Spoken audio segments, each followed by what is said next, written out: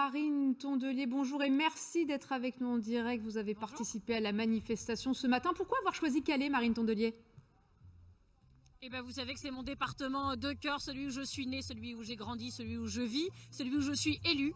Et donc j'avais appelé un peu les syndicats pour savoir quel serait le cortège organisé le matin. Ils m'avaient conseillé Calais. Je suis là et je ne regrette rien. Une manifestation chaleureuse, bien organisée, avec surtout des Français qui ont décidé de relever leur tête et de se battre pour leur dignité. C'est quelque chose de beau parce que on peut se dire que ces derniers temps, il y avait une forme de sidération devant ce qui se passait, mais aussi une forme de démobilisation. Et donc le fait que 2/3 des Français soutiennent ces mobilisations et le fait que nous étions 650 ce matin à Calais, donc imaginez cumulé à toutes les villes de France que ça peut donner, c'est un très bon signal, un signal que nous n'allons pas nous laisser faire. Qu'avez-vous entendu comme phrase dans cette contestation du matin, Marine Tondelier? Qu'est-ce qui vous a marqué? Il y a beaucoup de syndicalistes, donc des travailleurs qui se battent pour leurs droits et qui ont tous nos soutiens pour continuer à le faire, qu'ils font aussi pour ceux qui n'osent pas venir, pour ceux qui n'ont plus le courage de manifester. On est là aussi pour porter leur voix. J'ai vu une pancarte aussi qui portait un message environnemental qui disait « Ce mandat sera écologiste ou ne sera pas », qui est une phrase qu'Emmanuel Macron avait dit lui-même entre les deux tours, donc pour souligner tous les reculs environnementaux de ce gouvernement qui s'était engagé à l'inverse.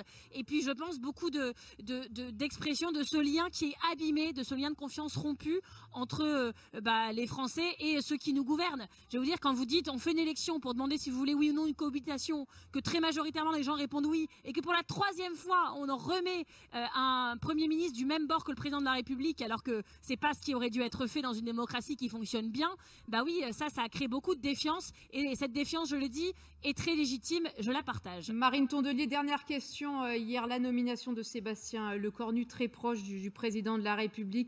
Vous avez parlé dès hier soir, en cette veille de mouvement social, de provocation. Est-ce que vous allez être consulté, vous, sur la composition du nouveau gouvernement, et tout simplement, est-ce que vous avez été sollicité pour en faire partie?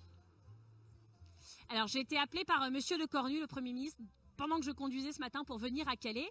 On s'est entretenu 20 minutes. C'est une discussion normale. Vous savez, un Premier ministre, quand il est désigné, il est de coutume qu'il appelle les différentes forces politiques, non pas parce qu'il pense que je vais rentrer dans son gouvernement. Je pense qu'il n'a aucune illusion à ce sujet-là. Je ne vais pas aller dans un gouvernement avec Bruno Retailleau à l'intérieur et je ne sais qui, parce que vous allez voir que c'est tous les mêmes qui vont rester. La provocation va continuer.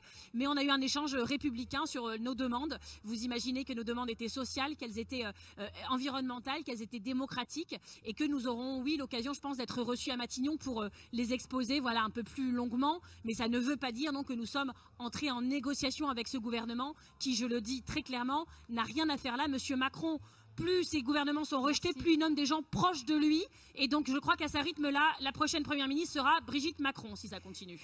Merci beaucoup, Marine Tondelier, depuis Calais. J'en profite pour rajouter que vous serez présente du côté d'Arcelor-Dunkerque cet après-midi.